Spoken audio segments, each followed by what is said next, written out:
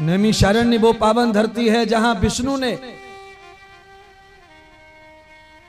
अपने चतुर आयुध के साथ अवतार लिया है।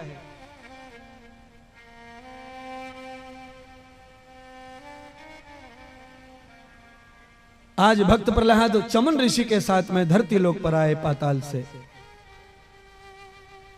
शक्र तीर्थ नैमिषारण्य का भ्रमण करने के लिए निकल पड़े। उस नैमिषारण्य की पावन धरती बद्रीनाथ केदारनाथ के परम क्षेत्र से गुजरते हुए भ्रमण कर रहे थे, तो उन्होंने देखा कि दो महर्षि, दो ऋषि जटा जूट धारण किए हुए तपस्या में लीन है, पर उनके कंधों पर धनुष और बाण के तरकस कसे हुए हैं। भक्त प्रहलाद को देख करके लगा कि ये ऋषि मुनि संत साधु ये अस्त्र शस्त्र लाद कर घूम रहे हैं और ये परम तीर्थ नैमिषारण्य में है, तो ये ढोंग है, पाखंडी बाबा है।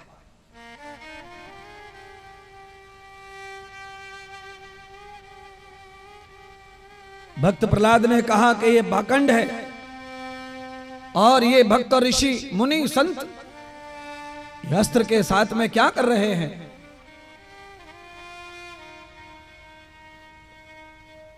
च्यवन ऋषि कुछ कहते, उससे पहले वो दोनों ही ऋषि उत्तर देने लगे। कौन है वो दो ऋषि, ये पूछा राजा ने। तो भगवान वेदव्यास कहते हैं, दक्ष प्रजापति की कन्याएं, और दक्ष प्रजापति की कन्याओं में से 10 कन्याओं का विवाह धर्म देवता के साथ हुआ और धर्म के 4 पुत्र हुए। उन 4 पुत्रों में से ये 2 पुत्र हैं नर और नारायण, ये दोनों ऋषि बनकर के तपस्या कर रहे थे।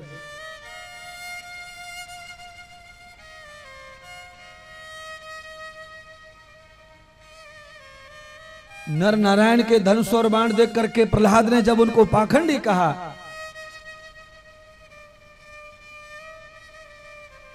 तो उन्होंने जवाब दिया, हे भक्त श्रोमणी प्रहलाद,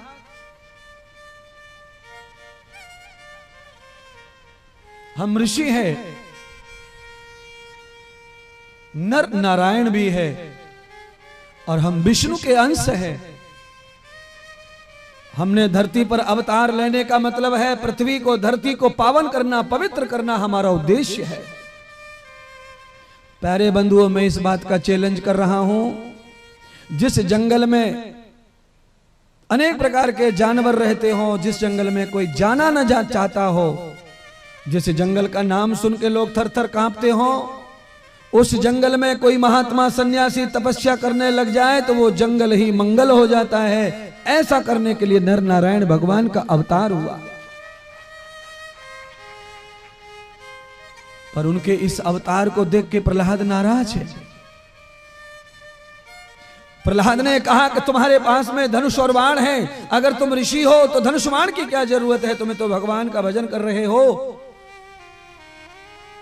तो नर नारायण ने कहा कि हम ऋषि हैं, भजन कर रहे हैं भगवान का, पर इस बेहद जंगल में इतने सारे जानवर हैं जो हमारी भक्ति में बाधा डालते हैं, उसके लिए हम अस्त्र और शस्त्र दोनों चलाना जानते हैं।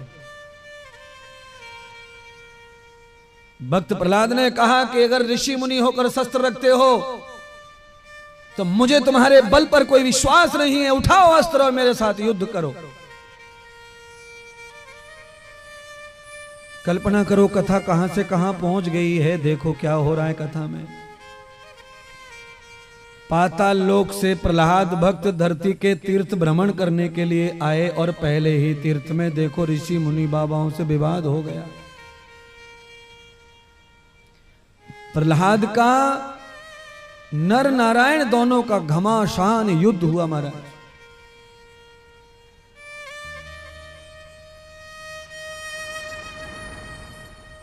और युद्ध इतना हुआ कि 100 वर्षों तक युद्ध चलता रहा।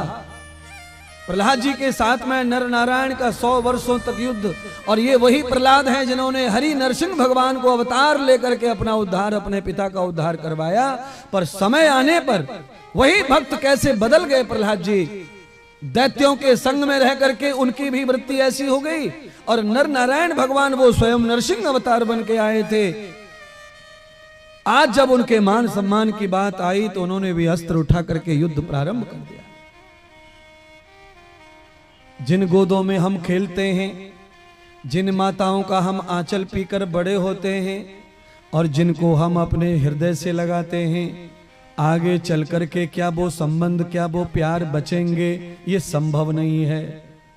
वो माँ, वो पिता, वो बालक कितने प्यारे या कितने दुश्मन हो जाएंगे, परिस्थिति के आगे किसकी नहीं चलती।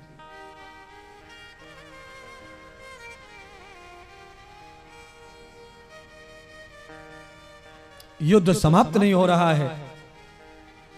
नर नारायण तो मर नहीं सकते, वो तो ब्रह्मा है, परमात्मा है। भक्त प्रहलाद भी मर नहीं सकते क्योंकि उन्हें वरदान प्राप्त है। तो अब कैसे युद्ध समाप्त हो? नर नारायण के पक्ष में सारे देवता भगवान ब्रह्मा के पास गए। भगवान ब्रह्मा ने कहा कि नहीं, ये मेरे बस की बात नहीं है, ये तो साक्षात भगवान श्री हरि ही निपटा सकते हैं। भगवान हरि के पास में सब देवता गए, प्रभु इस युद्ध को रोकिए।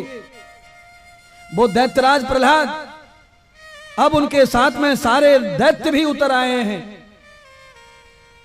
आप कृपा करो।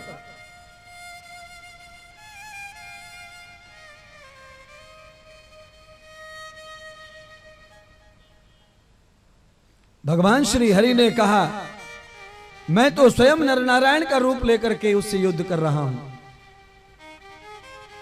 मुझे समाधान नजर नहीं आ रहा है। तो सब देवताओं ने मिलकर भगवान हरि के शरण में बैठ करके उपाय पूछा, तो भगवान श्री हरि ने एक ही उपाय बताया कि इस विवाद, इस युद्ध को समाप्त करना है। नैमिषारण्य के क्षेत्र में नर नारायण का और प्रहलाद का, भक्त और भगवान का जो युद्ध चल रहा है, उस युद्ध से मुक्ति चाहिए तो केवल एक ही स्थान है, और वो स्थान है जगत माता की शरणागति। चलो हम सब लोग मिलके जगत माता का उपासना करें, ध्यान करें, वही कुछ मार्ग दिखाएंगे। आदि शक्ति, पावन शक्ति, उस दिव्य शक्ति का ध्यान किया सब देवताओं ने मिलकर। बंधुओं, देवी माता साक्षात जब प्रकट हो गई तो भक्ति तो देवताओं ने की है, तो माता का धर्म है कि वो देवताओं की मदद करें। देवताओं की मदद करने के लिए जब माता सिंह पर सवार होकर अस्त्र शस्त्र के लिए साथ में आई, तो उन्होंने देखा कि ये तो विष्णु भक्त है, प्रहलाद, ये सज्जन व्यक्ति है, ये महान व्यक्ति है, इसको मारना ठीक नहीं है। तो एक बार क्यों ना इसे समझाया जाए। देवी माता ने भक्त प्रहलाद के सामने प्रकट होकर के उसे समझाया, हे भक्त प्रहलाद, देवताओं ने मुझे उपासना करके प्रकट कर लिया है, और मैं तुम्हें मारने के लिए ही प्रकट हुई हूं, और मैं तुम्हें मारना नहीं चाहती हूं। अगर तुम चाहते हो कि तुम जिंदा रहो और दैत्यों के राजा बन के सुख भोगो, तुमने नारायण श्री हरि की परम भक्ति करके दुनिया में इतिहास बनाया है, इसीलिए तुम्हें एक मौका दिया जा रहा है कि तुम ये धरती छोड़कर जहां से आए हो उसी पाताल को अगर तुम चले जाओगे तो तुम्हारे प्राणों की रक्षा हो सकती है, अन्यथा तुम मेरे हाथों से मारे जाओगे। सज्जन पुरुष भगत आदमी की बुद्धि जल्दी समझ में आ जाती है। दैत्यराज प्रहलाद ने समझ लिया कि स्वयं शक्ति मृत्यु बन के आई हैं, तो अब उनकी आज्ञा पालन करने में ही सबसे बड़ा लाभ है। उसी समय जगत माता ने कहा कि जिनसे तुम युद्ध कर ले प्रहलाद, ये विष्णु भगवान श्री नर नारायण है, ये धरती को पवित्र करने के अवतार लेकर आए हैं, और तुमने भ्रम करके उनसे युद्ध कर लिया। अस्त्र और शस्त्र तो नारायण की शोभा है, अस्त्र और शस्त्र तो मेरी शोभा है, क्योंकि अस्त्र और शास्त्र में कोई फर्क नहीं है। शास्त्र में एक आ का डंडा लगा हुआ है, उस आ के डंडा को हटा दो तो शस्त्र ही हो जाता है शास्त्र।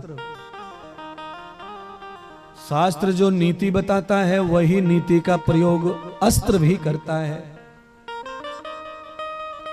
आज दुर्गा माता के वचन सुन के भक्त प्रहलाद अपनी पूरी दैत्य सेना को लेकर पुनः पाताल में ही चले गए और नरनारायण और भक्त प्रहलाद का युद्ध यहां समाप्त हुआ। भगवान व्यास जी ने जन्मजय राजा को कथा आगे बढ़ाकर सुनाई। राजन, दैत्यराज प्रहलाद जब पाताल में चले गए तो दैत्यराज सारे दैत्यों ने आपस में मिलकर संगठन के साथ बैठक की।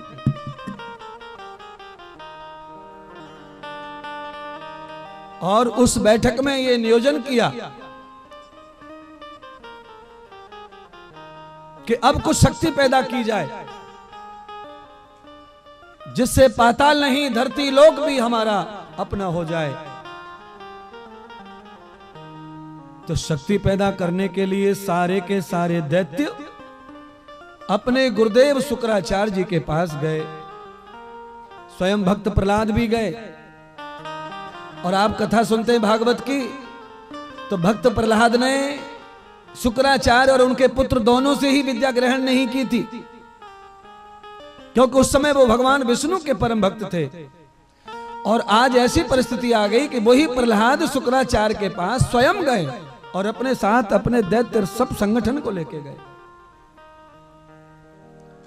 और वहां जाकर उन्होंने सब बात कही और कहा, हे गुरुदेव, आप हमें ऐसी शक्ति प्रदान करो कि मानव और देवता हम दोनों पे विजय प्राप्त करके अखंड तीनों लोकों के अधिपति बन जाए। गुरु तो गुरु होते हैं, उनके पास में शिष्य जो भी कामना लेके आते हैं, गुरुदेव का यही धर्म है कि उनकी कामना पूरी होने का ही आशीर्वाद देवे। शुक्राचार्य जी ने कहा, तथास्तु, अवश्य तुम्हारा कार्य सिद्ध होगा और तुम्हें शक्ति देने के लिए मैं शक्ति कमाने के लिए जा रहा हूं, तुम थोड़े दिन इंतजार करो। दैत्यों को आश्वासन देकर के शुक्राचार्य अपने गुरुदेव भगवान शिव जी के पास में शक्ति लेने के लिए पहुंच गए।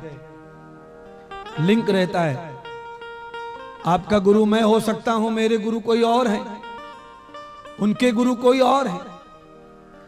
तो सब अपने गुरुओं से कृपा ले रहे हैं, आशीर्वाद ले रहे हैं, शक्ति ले रहे हैं। महाराज, जो जितना अपने गुरु की सेवा, भरण पोषण, समर्पण, भक्ति कर लेता है, वो उतना ही उनकी शक्ति को जीत लेता है, उनके आहार व्यवहार को भी जीत लेता है। जरूरी ये नहीं है कि आपने गुरु बना लिया हो गया काम, ना होगा, कुछ नहीं होगा। अग्नि के साथ फेरे लेकर विवाह हो जाता है, पर रिश्ता चलना अग्नि के फेरों से कोई संबंध नहीं है। अग्नि के फेरे लेकर विवाह तो हो गया, पर पति पत्नी का जीवन आगे चलेगा या नहीं चलेगा, उससे अग्नि का कोई संबंध नहीं है। दीक्षा लेने से गुरु शिष्य का संबंध आगे चलेगा नहीं चलेगा, कोई संबंध नहीं दीक्षा का। दीक्षा तो आज है, कल नहीं, उतार के फेंक दी जाती। दीक्षा का क्या होता है? चेला आचरणवान नहीं होता है तो गुरु त्याग देते हैं, चेला आदत के बस में हो जाए तो चेला खुद ही त्याग देते।